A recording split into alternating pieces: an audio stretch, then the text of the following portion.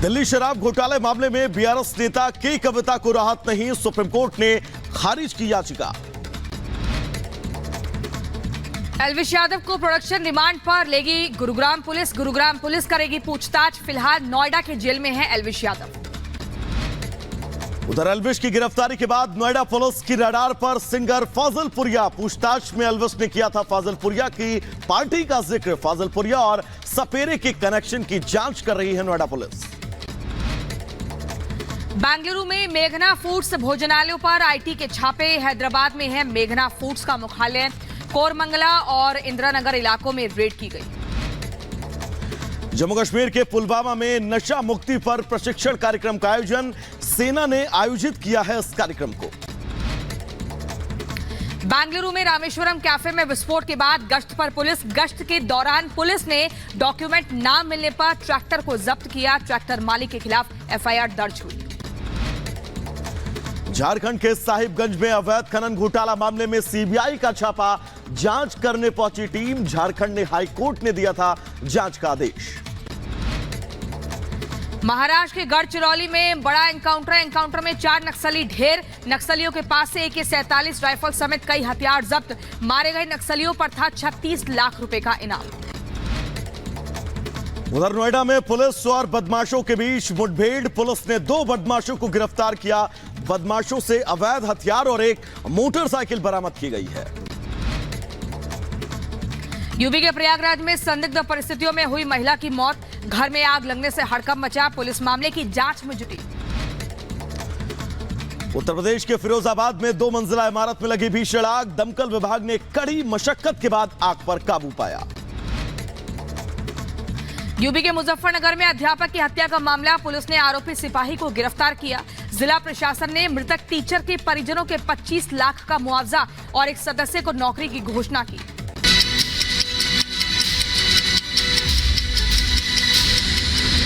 तो सीधा तस्वीरें प्रधानमंत्री नरेंद्र मोदी के दक्षिण मिशन की। प्रधानमंत्री इस वक्त केरल में मौजूद हैं और रोड शो में उमड़ी भीड़ को देखकर आप प्रधानमंत्री की लोकप्रियता का दक्षिण में बहुत साफ स्पष्ट अंदाजा लगा सकते हैं। जिस शक्ति के बारे में प्रधानमंत्री मंचों से जिक्र करते नजर आ रहे हैं, जिस शक्ति को लेकर प्रधानमंत्री यह कहते नजर आ रहे हैं कि शक्ति उनके साथ है और वो शक्ति के साथ शक्ति के लिए लड़ते रहेंगे। और प्रधानमंत्री नरेंद्र मोदी का केरल के पलक्कड़ की सरजमी पर यह शक्ति प्रदर्शन यह दर्शाने बताने जताने के लिए काफी है कि जिस शक्ति प्रदर्शन का हम जिक्र कर रहे हैं, जिस शक्ति के साथ होने का प्रधानमंत्री मंचों से जिक्र कर रहे हैं, वो शक्ति प्रदर्शन के जरिए आप समझ सकते हैं। बिल्कुल तस्वीरें आप देख रहे हैं और यहां पर देखिए केरल में प्रधानमंत्री नरेंद्र मोदी की मौजूदगी इस समय और यहां पर रोड शो चल रहा है। ये लंबा रोड शो आप देखिए आसपास किस कदर हुजूम उमड़ा हुआ है। हाथ हिलाकर प्रधानमंत्री नरेंद्र मोदी का अभिवादन स्वीकार कर रहे हैं। मोदी मोदी के नारे लग रहे हैं और ये दक्षिण में मोदी के नारों की गूंज आप सुन पा रहे हैं, जो सीधा तौर पर संकेत है कि अब दक्षिण की फिजा भी कुछ और कह रही है, किसी और दिशा में चल रही है। यहाँ पर देखिए फूलों की वर्षा लगातार हो रही है। महिलाएं हो, यहाँ पर पुरुष हो, बच्चे हो, युवा हो, बुजुर्ग हो, हर वर्ग में जबरदस्त उत्साह दिख रहा है। हर्षोल्लास की तस्वीर कि पीएम मोदी को दोनों हाथ हिलाकर दोनों तरफ से लोगों का अभिवादन स्वीकार करना पड़ रहा है। और यहाँ पर देखिए लोगों का प्यार, कितनी मुस्कुराहट चेहरे पर है और ये मुस्कुराहट, ये मुस्कान बता रही है कि जो लंबा इंतजार वो कर रहे थे, एक झलक पाने के लिए बेताब थे, वो इंतजार यहाँ पर पूरा हुआ। और दक्षिण से मोदी का मिशन 400 पार का जो हुंकार मोदी ने भरी है, वो ये हुजूम बता रहा है कि इसको पूरा होने में अब देर नहीं लगेगी, बहुत नजदीक है इसके मुद्दे।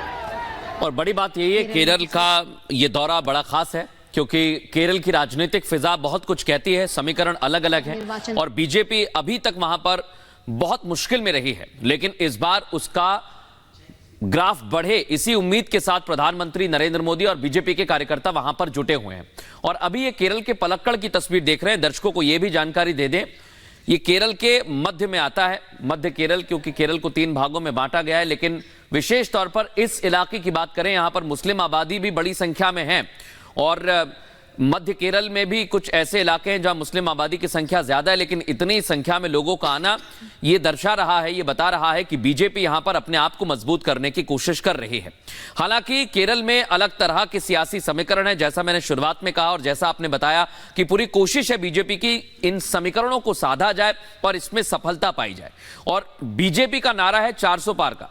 दर्शकों को यह भी जानकारी दे दें कि अगर 400 पार जाना है तो फिर केरल के गढ़ में सेंध लगानी होगी, और वो इसलिए महत्वपूर्ण हो जाता है क्योंकि 20 लोकसभा सीटें हैं और 20 में से बीजेपी चाहती है कि ज्यादा से ज्यादा संख्या में सीट यहां से जीती जाए और अपने प्रदर्शन को और सुधारा जाए। इसलिए ये रैली यहां पर की जा रही है। प्रधानमंत्री नरेंद्र मोदी का रोड शो आप देख सकते हैं। यहां वरिष्ठ नेता भी भारतीय जनता पार्टी के प्रधानमंत्री के साथ रथ पर मौजूद हैं और इसलिए कहा जा रहा है कि यहां से लोगों से जुड़ाव, लोगों से कनेक्ट कैसे मजबूत किया जाए ताकि आने वाले लोकसभा चुनाव में वैभव यहां बीजेपी को गेन मिले, बीजेपी को बढ़त मिले। यही कोशिश अभी इस समय हम देख पा रहे हैं। बिल्कुल मधुल, जिस 370 के लक्ष्य को लेकर बीजेपी चल रही है, वो 370 का लक्ष्य अगर साधना है तो दक्षिण उसके लिए बहुत अहम है। दक्षिण उसके लिए अहम किस लिहाज से है, क्योंकि दक्षिण के 5 राज्य, जिन 5 राज्यों में बीजेपी का प्रदर्शन पिछले चुनाव की अगर बात करें तो 29 सीटें सिर्फ बीजेपी के खाते में गई थी। ऐसे में अगर 370 के इस मिशन को बीजेपी को हासिल करना है तो बीजेपी के लिए दक्षिण बहुत अहम है। और यही वजह है मृदुल कि प्रधानमंत्री ने सबसे पहले समुद्र से लेकर सरयू तक की यात्रा की और अब पूरब से लेकर पश्चिम, उत्तर से लेकर दक्षिण, हर उस क्षेत्र में प्रधानमंत्री पहुंच रहे हैं। हर उस क्षेत्र में प्रधानमंत्री प्रचार करते हुए नजर आ रहे हैं, जिसके जरिए बीजेपी अपने 370 प्लस के टारगेट को हासिल कर सके और एनडीए का खेमा 400 प्लस पहुंच सके। केरल के पलक्कड़ की यह तस्वीर, ये रैली इस संदेश को आप तक पहुंचाने के लिए काफी है कि प्रधानमंत्री की लोकप्रियता न सिर्फ इस देश के उत्तर में, बल्कि अगर आप दक्षिण में जाएंगे तो लोगों में जो लोकप्रियता है प्रधानमंत्री के प्रति वो कितनी ज्यादा है, कितना प्यार वो अपने प्रधानमंत्री नरेंद्र मोदी से करते हैं, वो आप इन तस्वीरों के जरिए भली भांति समझ सकते हैं।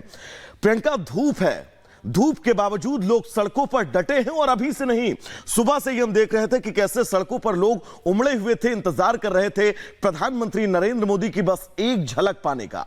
देखिए, धूप हो, गर्मी हो, सर्दी हो, बरसात हो, लोगों को फर्क नहीं पड़ता। जहां मोदी पहुंचते हैं वहां लोग बेसब्री से एकदम पलक फावड़े बिछाकर इंतजार करते हैं और उसी की झलक दिख रही है। कई सालों से हम ऐसा ही देखते आ रहे हैं। देखिए, दक्षिण भारत की हम बात करें तो बीते करीब 80 दिनों में 20 से ज्यादा दिन पीएम मोदी ने दक्षिण राज्यों में बिताए हैं और पिछले 4 दिनों से उनका फोकस साउथ पर ही है। और यह तय है कि बीजेपी का 400 पार का नारा तभी पूरा होगा जब पार्टी दक्षिण के किले पर भी फतेह हासिल कर ले। आंकड़ों पर नजर डालें तो दक्षिण के राज्यों की 131 लोकसभा सीटों में से 2019 में बीजेपी को सिर्फ 29 सीटों पर जीत मिली थी, लेकिन इस बार यह ग्राफ बढ़ेगा, यह नंबर बढ़ेगा। और कर्नाटक की बात करें तो 28 में से 25 सीटें मिली थी, तेलंगाना की 17 में से 4 सीटें मिली थी बीजेपी को। पार्टी को आंध्र प्रदेश, तमिलनाडु और केरल में एक भी सीट पर जीत नसीब नहीं हुई थी, लेकिन इस